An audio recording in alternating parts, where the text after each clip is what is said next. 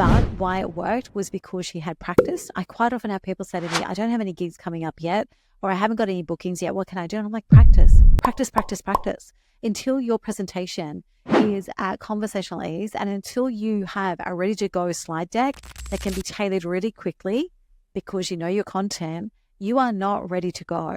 So you need to be prepared for quick turnarounds. And the key part of this is having a ready to go presentation and slide deck that you can use immediately.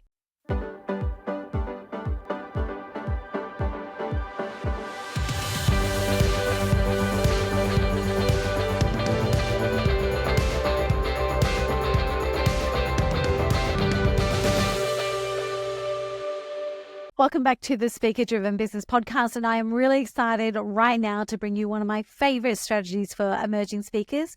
And what I can tell you is this: every single person who's implemented it has had a win for years now. And it's literally the most overlooked, underrated strategy there is, and that is the backup speaker strategy. So many of you, especially at the start of your career, or if you're changing lanes or leaping to that next level, miss out at speaking at conferences which are local, miss out at speaking at conferences because you haven't submitted on time, or miss out simply because the people don't actually know who you are yet. Maybe you actually feel like you're always on the outside looking in. So today we're going to dive into the backup speaker strategy, which is a game-changing approach for early stage speakers to land gigs, build relationships, and accelerate their speaking careers. It is literally a no-brainer. It doesn't take you a lot of time, and yet sometimes, especially when it lands, it can pay incredible dividends. You will know by the end of this episode exactly how to position yourself as the go-to backup speaker for events in your area, for events in your industry, for events on the stages that you're actually most wanting. This is all about how to build strong relationships with event organizers and venues, and how to leverage opportunities to grow your speaking business. I will make sure I share some actionable steps and some insider tips to making this strategy work for you.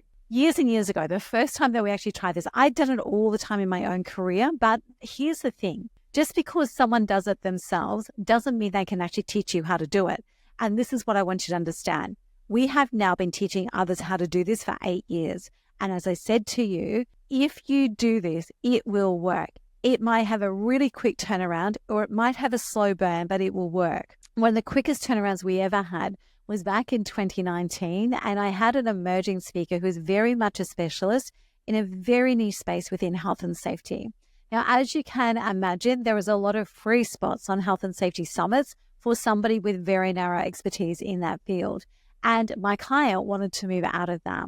There was a conference coming to her home city. It was literally 10 minutes from her front door, and she was too late to submit, and she was devastated. The truth is, she probably wouldn't have got the spot anyway because her profile wasn't well enough established. But we ran through the backup speaker strategy. She reached out to the organizers and then promptly forgot about it. Fortunately, I had said to her, just in case this comes off, I want you to block your calendar on that day. The day before the conference was due to open in her home city, she received the call. Would you be able to take this spot? I'm really sorry, we don't have much budget left. We can only pay you X amount. And hot tip, that's going to happen.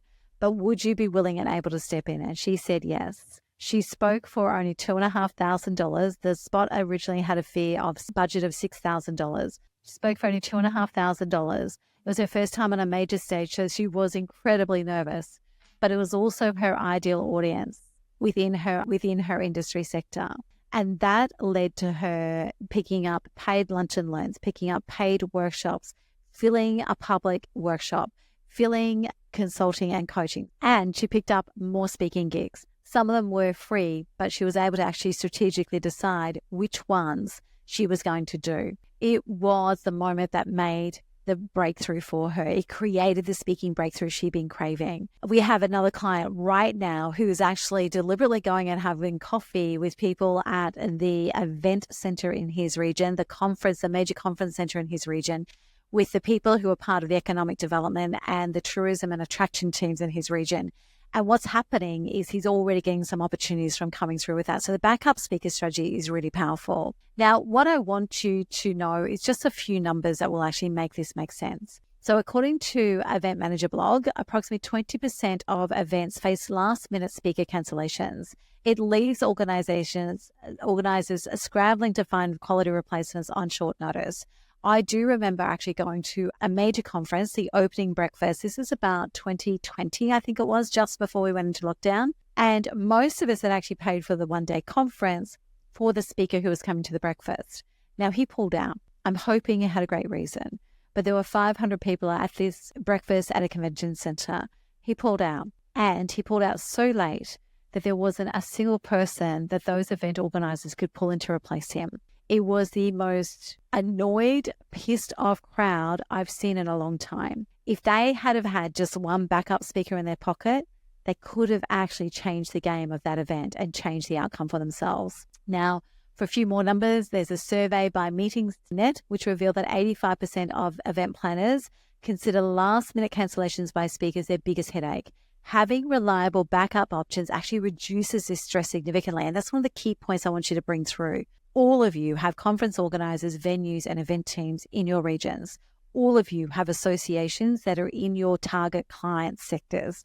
You can actually position yourself as a person who can reduce the stress in the backup speaker strategy. The other thing is there's a local advantage. So events do often prefer local speakers as backups because it actually means that they're readily available, there's lower costs, and there's a lot more logistical ease.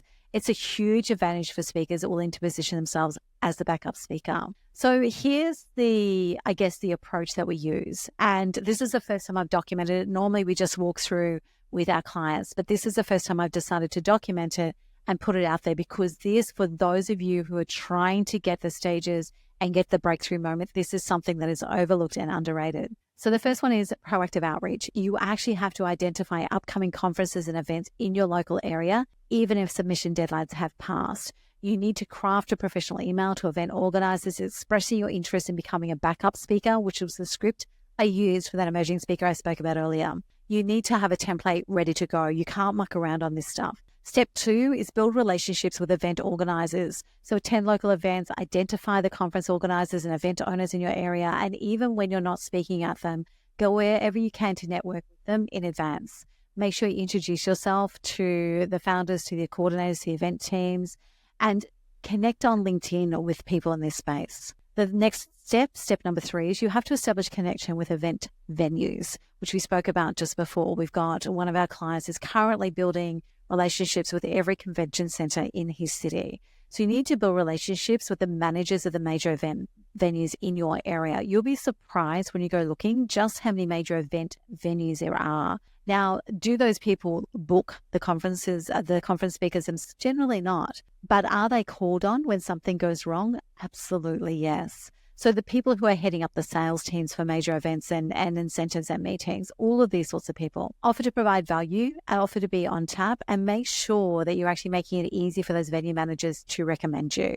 So make sure you're contactable, make sure you're scannable, make sure your content's available for people to see. Step 4 is always be willing to be flexible and to negotiate your rates, and be willing, if it's the right audience and the right stage, to step out for free. Be willing to negotiate your fees and drop them for last-minute engagements. Consider actually having a published standby rate that's really attractive to organizers dealing with unexpected cancellations, because that way you've actually got a line in the sand already and they know the expectations when they reach out to you. It also shows those organizers that as a backup speaker, you're being reasonable and you know that you probably can't get full budget. And number 5, and this is key, you have to be ready for quick turnarounds. The client I mentioned at the opening of this episode had never actually delivered a keynote before outside of small boardrooms. And so for her, this was a massive quick turnaround. It was less than 24 hours. But why it worked was because she had practiced. I quite often have people say to me, I don't have any gigs coming up yet, or I haven't got any bookings yet. What can I do? And I'm like, practice. Until your presentation is at conversational ease, and until you have a ready to go slide deck that can be tailored really quickly, because you know your content, you are not ready to go. So you need to be prepared for quick turnarounds. And the key part of this is having a ready to go presentation and slide deck that you can use immediately. Make sure that the keynote has some versatility in it. And if you're working with us, we actually have a very specific strategy around how we plug and play with elements. And you need to be prepared to actually step out confidently and reliably as a backup option. This is not about you. This is actually about saving the organizer's backside, quite literally. So then how do you go about this? Well, number one, create a database of local events. So build a list of conferences, summits, and events that are happening in your area. Look at the ones that have already happened this year to date, because they'll also quite often tell you ones that will come up in the following year. Track their submission deadlines, their themes, and contact information for key organizers. One of our clients actually has a massive spreadsheet running with this, and now that she's a few months into it, there's immense value in that for her. Develop your backup speaker pitch. So write a compelling message or pitch that highlights proximity, flexibility, willingness to offer standby rates, all those things, with embedded links within the message straight to your one sheet, straight to your content, straight to your reels. This is really, really important. And by reels, I don't mean your social media reels. I mean your speaker reels. The third thing is to start building a relationship, as we said, with venues and organizers. So you're going to have to do some proactive direct outreach. Introduce yourself to them, schedule meetings with them. So this is what I want you to think about. I want you to think about, where are you actually missing out on opportunity just because you're wanting things locked down? Where might you be able to generate opportunity by implementing the backup speaker strategy? Because what I can tell you right now is this: embracing the backup speaker strategy isn't just about filling in the gaps. It's actually about proactively creating opportunities where others see none. It's by positioning yourself as someone reliable, as a go-to speaker in a local area, where you're not only gaining valuable stage time, but also building relationships that you actually are accelerating because you're the person pulling them out of challenging situation. Remember, in the speaking business, in any business that interacts with the public from a platform, being prepared and being proactive will stand you out of the crowd. So let me know how this goes for you. Let me know the quick wins it brings, and let me know what you've discovered as a result of being willing to embrace the backup speaker strategy.